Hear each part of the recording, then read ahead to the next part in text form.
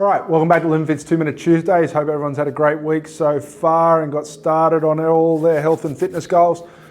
All right, nice simple question this week comes from Kerry from the Facebook page, who asked, can I elaborate on water and how much water I should be consuming and water associated areas? So 2 minutes on the clock, can we do it?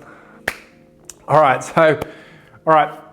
the funny thing about water is the only neutral on the planet that we consume. We have foods that are pro-inflammatory and foods that are anti-inflammatory. It's no coincidence that water is the only neutral. Now, as the saying goes, the best solution for pollution is dilution. So water technically is the only fluid we should drink after we've been weaned off milk. Now, the whole should I consume milk, we'll leave that as a debate for another day.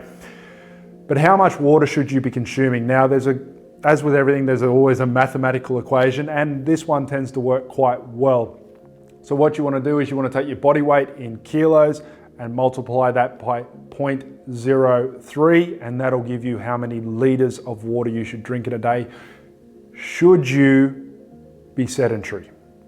Okay, so, or doing nothing. Once you start adding exercise, arduous work activities, etc., the water has to go up. So a good example of this, 100 kilo male, times that by 0.03, he would need to consume 3 liters of water a day as a minimum. All right, now a lot of you are probably right now getting out your water bottles and going, how many of these do I have to drink? Titrate up. You don't just go from drinking only a liter and a half a day up to needing 2.5 or 3 liters. It's something you titrate up.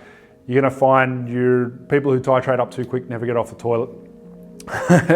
Because your body's not used to it. There's, just like anything else, there's always adaptation, whether it be I go from eating heaps of carbs to eating no carbs, you feel sluggish, all right? Because your body's so used to utilizing carbohydrates to convert that into glucose and glycogen for activity.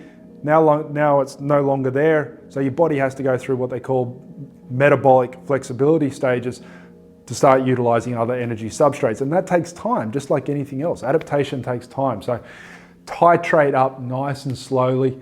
A nice little trick is you can add like lime or lemon to make water more palatable. Also, a pinch of Celtic sea salt will help with the absorption into the bloodstream. Remember, our blood is actually the same salinity as seawater, which gives rise to the fact that single cell amoebas and we all originated from the ocean.